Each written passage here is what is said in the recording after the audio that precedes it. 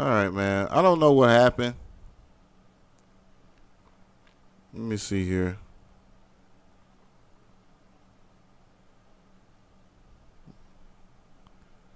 One second, man. I don't know what happened. I really don't know what happened for a while there. It's like this week has just been, we had a really good show yesterday. No problems, but it just, I don't know. For a second, my router said gateway issue, and it said it for like 2 minutes, and then it came back on.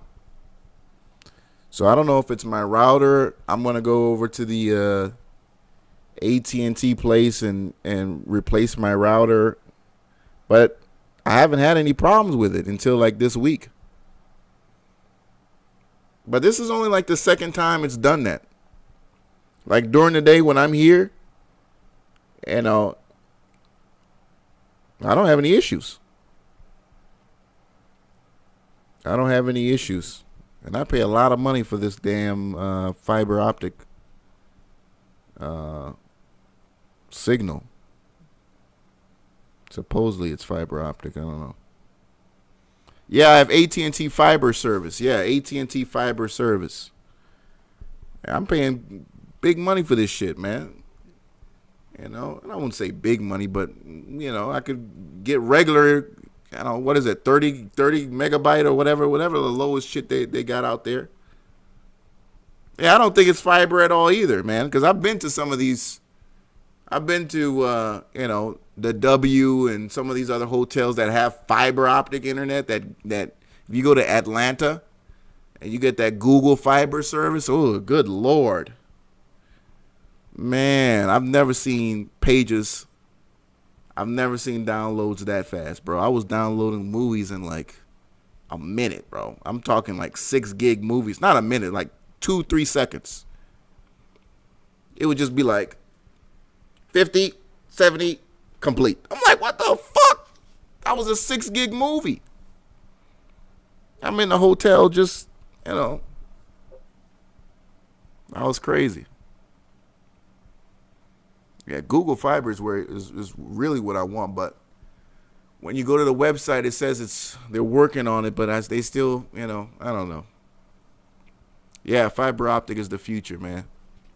Anyway, my apologies on that. You guys know I don't really have those kind of issues anymore. That was an issue when we first started off the show, but not so much anymore.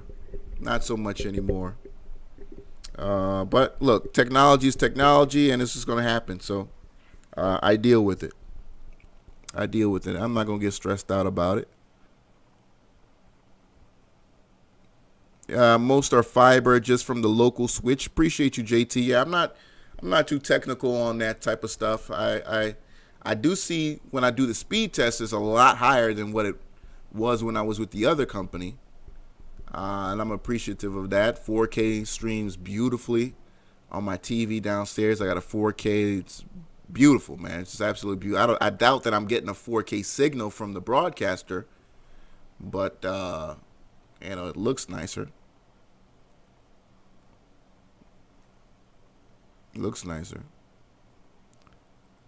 Yeah. I gotta figure a way to incorporate my new trading style into the show, because I don't know how else I could put y'all on, man, because that I just feel like I've came up so much as a trader, because I've been looking for a way to detach myself.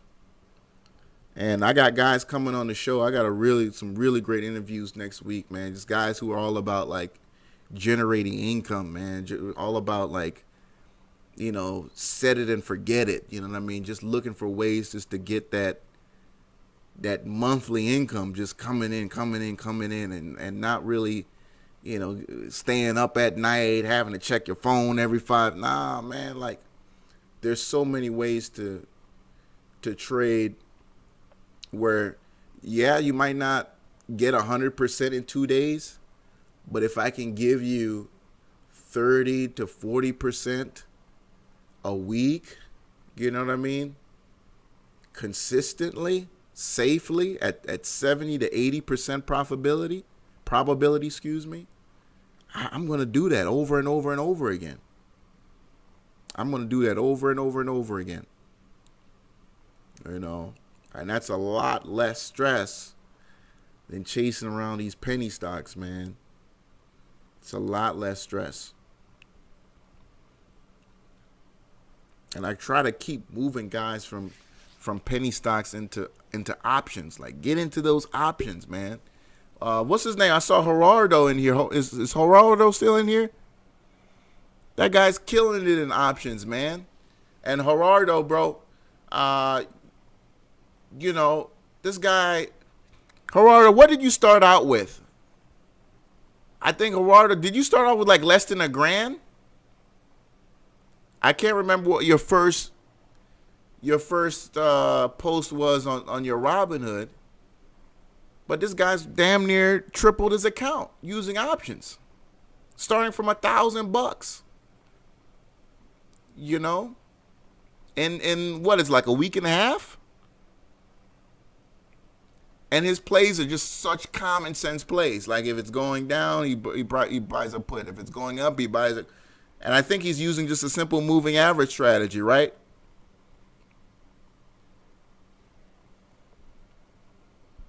You know, not making it complicated. Said 20% a week with 50K straight. That's easier than chasing. Oh, hell yeah, dude. Absolutely, Corey Kwan. I don't even pay attention. I mean, guys bring them up. I don't even pay attention to that shit, man. I'll bring it up. You know, I'm going to be loyal to my base, right? I'm always going to be loyal to those callers who would just love those tickers. But you know, dude, don't ask me if I'm in it. Don't ask me, you know, because I feel like I've been through that, you know, and it's a grimy ass world, and I don't know why people, and I get it. Some of my old videos that are out there, you know, some of my old videos, and people don't even look at the timestamps. They'll like post like, hey man, what do you think about this ticker for next week? And I'm like, I made that video in 2014, dude. Like, don't you see that time? That timestamp? You know? ECYT. Yeah, it's a nice play, but you missed the move. Again, like these are moves. Look at that. Look at that crossover, that 21. This is where you wanted to be at. This is where you wanted to be at right here. See when it crosses that 50 RSI on the daily here, right? When you come from out of that low RSI level, and then you break out here, that's where you get in here. MACD cross, RSI cross, that's your entry. To buy it now, you're just, you know, you're buying someone else's gains. You're just chasing now. You know. At this point, you're just giving somebody profit. That's all. You want to look for, again, stocks that are, you know, use your screening tool. Your broker has a screening tool. You want to find stocks that are possibly, you know, right now, you know, maybe 10% below or 10% above the 200 moving average, or below the 100 moving average, or something like that. You're trying to find stocks that are making their way up higher. You know, you want to get them before they make those kind of moves.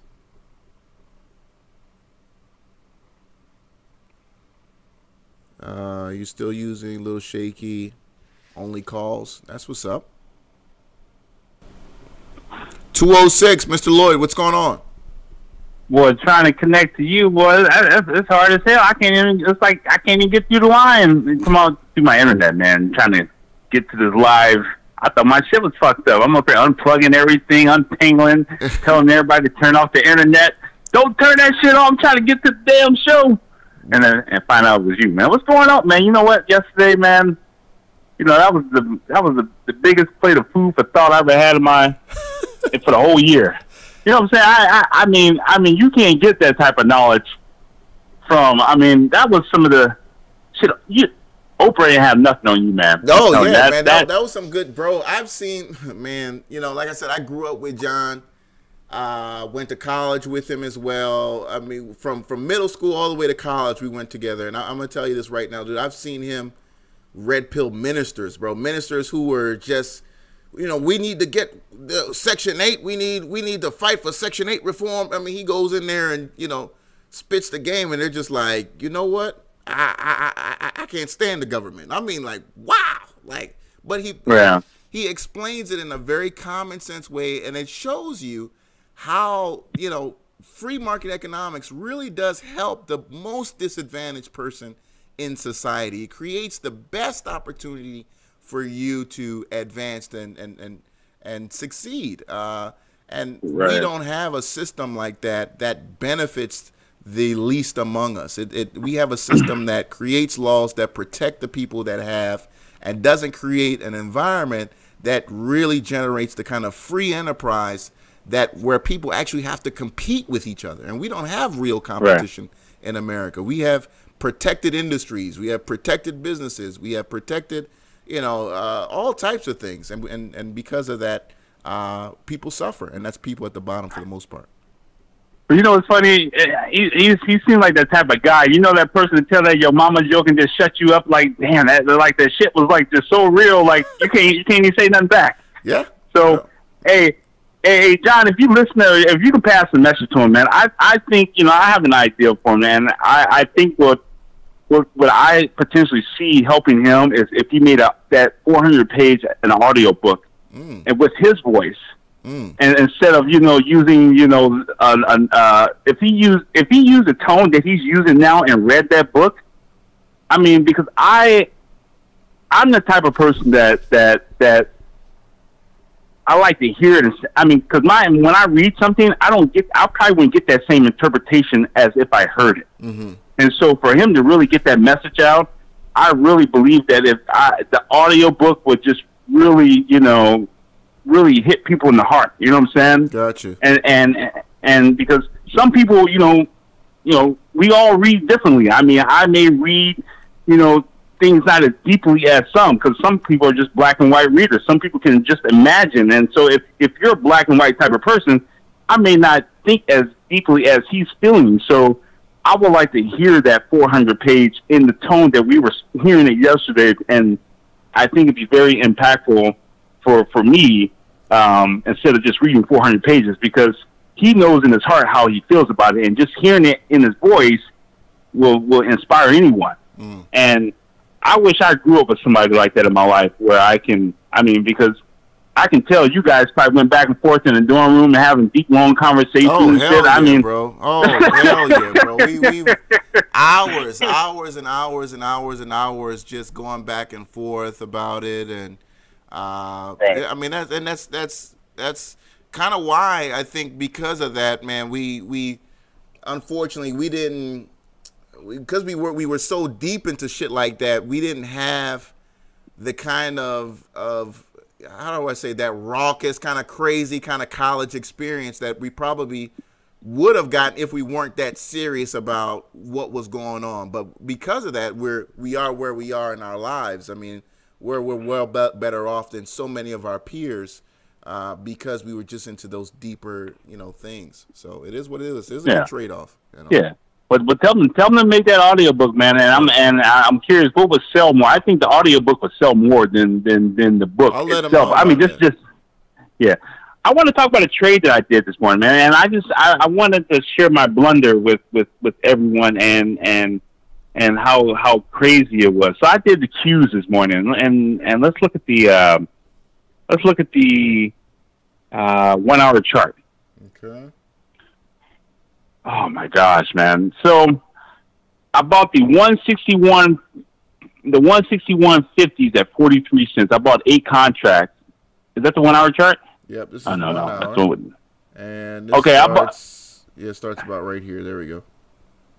I bought the 161.50s at 43 cents, and then, you know, I'm trying to stay disciplined, man. And of course, you know, when those Friday options or when you plan weeklies, you know, they decay a little bit faster. And so when it went from 43 cents to 29 cents, excuse me, when it was dropping, I decided to buy 2 more at 34 cents. And then when it jumped down to 29, I sold.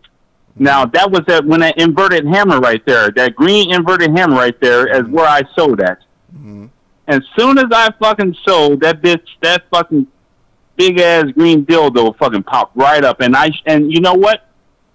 That I was just telling Money Green, I played better on the sidelines, but for some reason, every time I get in the field, on the football field, I don't know what it is, man.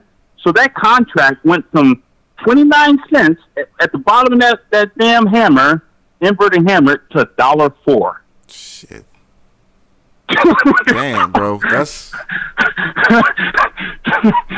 I mean, but I mean, we know that inverted hammer is a bullish signal anyway. Yes. You know what I'm saying? And I got so fearful instead of just trusting myself and not just instead of looking at price.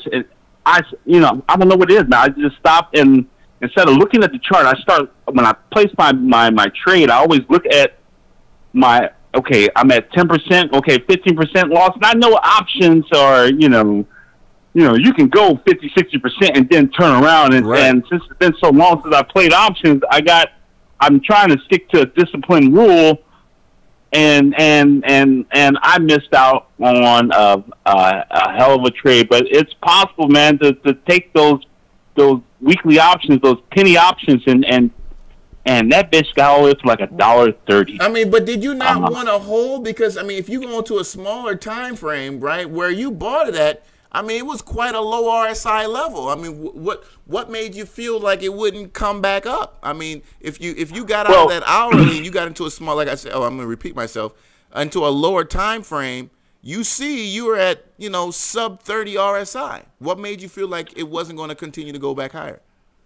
Well, because the hour time frame is the lowest time frame I'll go. Okay. And so when that inverted hammer inverted hammer showed, I'm looking at because tomorrow's Friday, and I'm scared about the time decay, and so I'm like, okay, well, look, I can just get out the game now and just try back tomorrow and see what happens. As soon as I closed out on that fucking trade, that candle started to form. I said, okay, well, it can continue down. I mean, there's no confirmation yet, and so because once you have that inverted hammer there, you're supposed to wait for confirmation before you enter. So I got out at the end of that hour. And sure enough, that shit skyrocketed to the moon. And I knew it was going to be bullish, but the thing of it is that I just had to share that mistake, man. So 29 cents could have turned to $1,800 a day today. So I only took $100 profit. So anyways, man. So that's all I had to share on that, man. But I had to say thank you, man. I haven't heard a conversation like that. I mean, hell, my parents even never gave me a conversation like that. So that was something to really walk away from. And it was actually kind of scary, man. It's almost like he was talking about the end of the world, I'm like, shit, man, let me go get me some fucking food stamps, and I mean, I didn't know what to do. I was all scared, like, oh man, the post office shut down, and I mean, I don't know, man. So do you think this payoff that this Trump did is going to get him out of office now? Possibly, but I don't know what the crime is, though. I mean, what?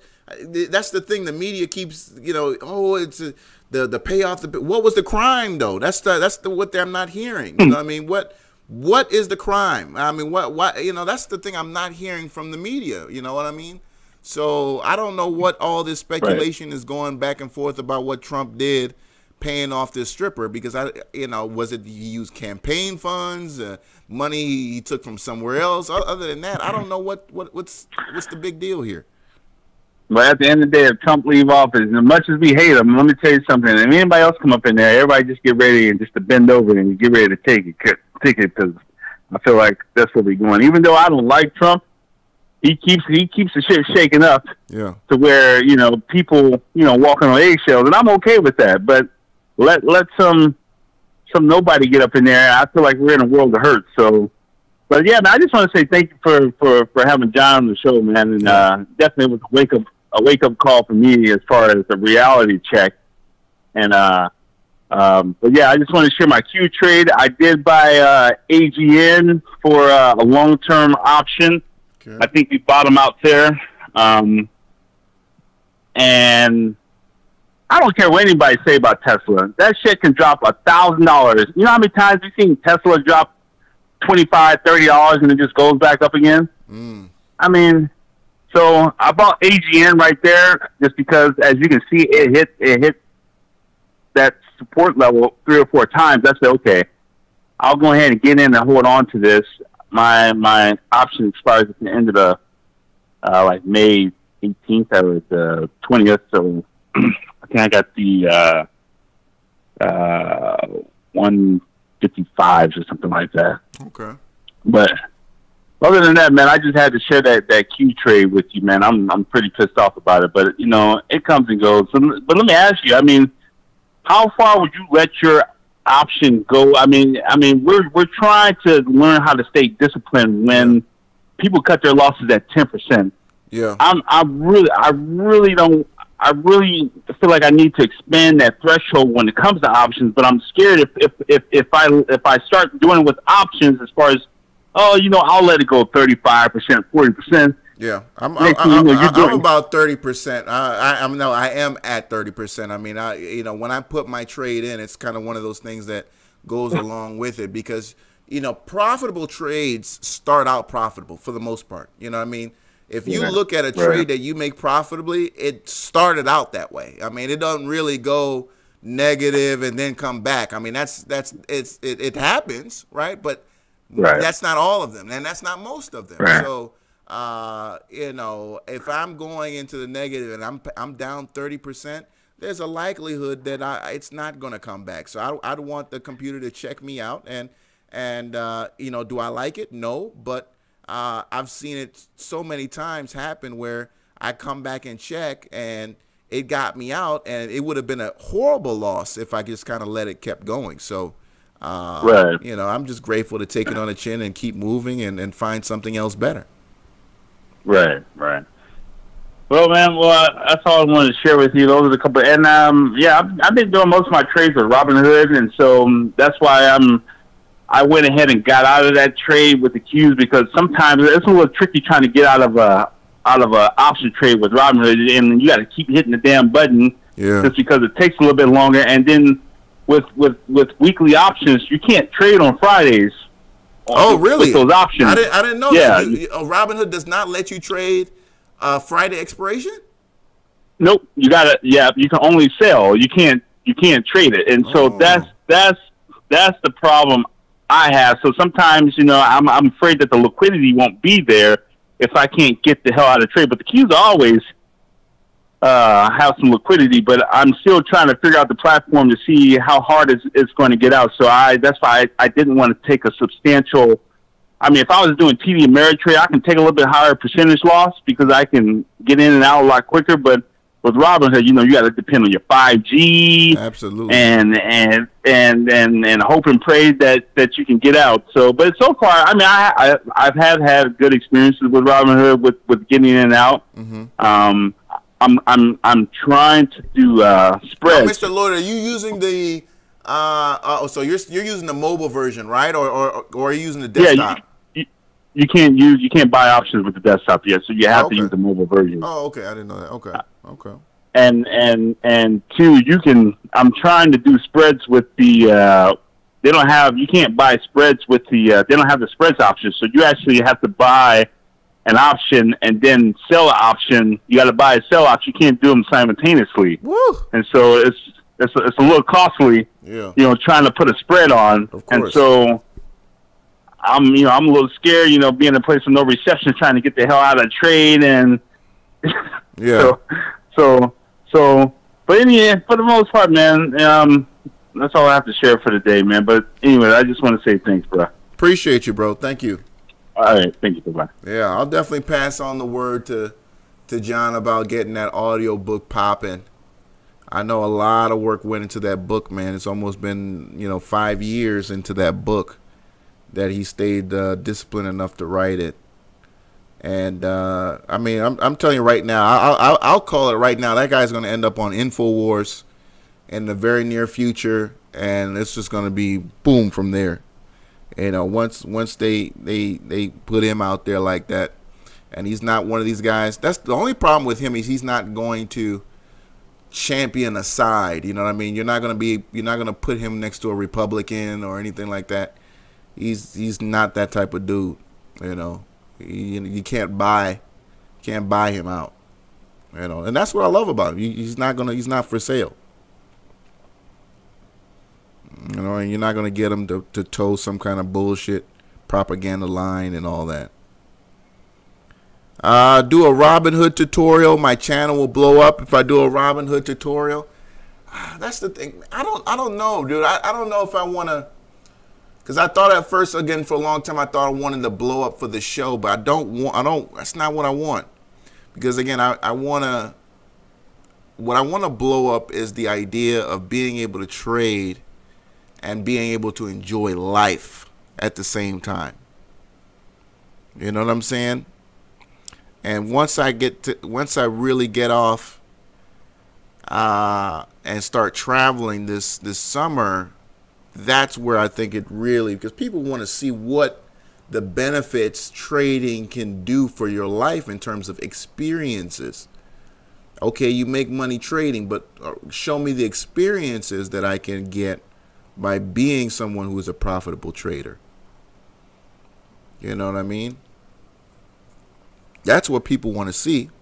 For example, you know, if you look at a guy like Cameron Foose, this is a guy, Cameron Foose, this guy was getting barely, you know, great products, right? He puts out good material before, but he really didn't start jumping until he started traveling. And now his videos, he don't even talk about trading for the most part. He talk like 2 minutes about trading, and the rest is about, you know, hey guys, I'm in France right now, and I'm doing this and this and that. You know, that's what people want to see. I don't really give a damn about, you know, you guys do, but you know, I don't really give a damn about your charts and all that. They really don't. They want to be like, damn, okay, if I make this $2,000, I can hop on this plane and just, you know. He said he's selling, not teaching. I'm not teaching. I'm not teaching. I don't want to be a teacher. I'm just an individual trader who's sharing space with other traders to bounce ideas off each other. You know, there's no teaching going on here. Cameron Foose, yeah, I like his stuff for the most part. Foose got a new show about lifestyle. Yeah, that's the new thing, George M. People want to see the lifestyle, man. They want to understand. They want to know, all right, if I become a successful trader, I can get out this bullshit 9 to 5, wake up in the morning, go to this bullshit job, work with people I don't even really want to fuck with, right? Because 90% of the time you're working with, you got maybe 1 or 2 good people at the office or at the job site or at the whatever the hell you work at. And the rest of them is just people you don't really fuck with like that. And people want more out of their life. You know, and those are the videos that you know, when you're talking about you running a business that you might want to have a product to promote, that's what people want to see. You know, but they don't give a damn about, oh, what do you think about this ticker and all that stuff. They really don't. People really don't. You can do it on Twitter. The posts that you make that are showing your gains, right? And I've seen it myself. The posts that I post up, whether it be on Instagram, on my Instagram, or on my Twitter, when I put up a picture of my gains, those get far more than a tweet about, hey, I think this setup is great. It's a great entry point. They don't care. You know, the Brown Report, he's doing pretty good. I tried to get the Brown Report, the guy who runs, because he's from Detroit too. Just like me and John, grew up in Detroit. He didn't grow up too far from us. I think he lives, literally, I tried to get him on the show, but again, I don't know what it is about some of these, you know, I hate to say it, but black people who sell products about trading stocks, the level of secrecy is on 1,000. It's crazy, man. It's like they just want you to go through the website and buy and shut the fuck up. They don't want to interview. They don't want to talk about their strategy. They don't want to do nothing. I've emailed them. I've reached out to them. You know, I don't know what it is. I hit up these white dudes. Oh, man, hell yeah, dude. Sure, man. Come on. Anytime, bro. Just let me know. I hit up, I don't know, man. I don't really want to put my information out like that. Wait, information? Dude, you're selling a product. What are you talking about? You got to get your word out. You selling a product, right? The fuck? We talked about Snap on the show, dude. It's going to bounce. It's a low RSI play. It's going to bounce. You're going to get a bounce here, but it's going to be very short-lived because, again, Snap just has to bounce to come back. So it's going to be very short-lived. It's going to move higher, and it's going to come right back down. It's going to be an opportunity for you to buy a 10 or 1050 put at a slightly cheaper price than it is right now. So Snap will go up, a little bit to come back down. It's just got to cool off a little bit. I mean, as you can see here, it's a very low RSI play. This is a great opportunity for somebody to buy a put that's not expiring tomorrow. Again, that is not expiring tomorrow. To go in and with a nice little put here, and then I think what you'll see happen is you'll work your way out of this low RSI level, but it won't be for very long, guys. It will not be for very long. There are a lot of fundamental issues that are going on with Snap. The company is losing a lot of money. They've got celebrities against them, publicly shaming the company, right? That the product is lame, that nobody uses the product. It's a lot of issues. All right, so if it goes up, it's short term. I don't even know if it's going to be worth it, honestly. If Snap bounces again, it's just an opportunity to buy some discount puts. An opportunity to buy some discount puts. All right, it's going to look very much like GoPro. It's going to be very much like GoPro because Mr. Lloyd, they said the same thing about GoPro. I remember the conversations of GoPro at the beginning of last year. Oh man, it's gonna come right back. It's gonna come. No, sometimes a company has a flawed product or a flawed competition, and that's a lot of their issue too, is competition. Facebook is eating their lunch. And sometimes they come down and they never recover. And when you look at Snap and you look at GoPro, you see very, very similar chart action. Where people think it can recover, it might come back. No. It could recover, it might come back. No. And then they end up at this point. He said Snap needs a buyout. For what? Everything you produce is going to get copied. Everything you buyout for what? I mean, it's just going to have to end up being like Vine. It's going to do its thing, and something better is going to come out, and it's going to go away. That's what's going to be Snap. Yes, a lot of young people are using it, but for the most part, they don't even know who those young people are. They don't know how to sell to them. Advertisers don't like the platform. Somebody I'm sure will buy it, but does it remain a publicly traded company? I don't know about that.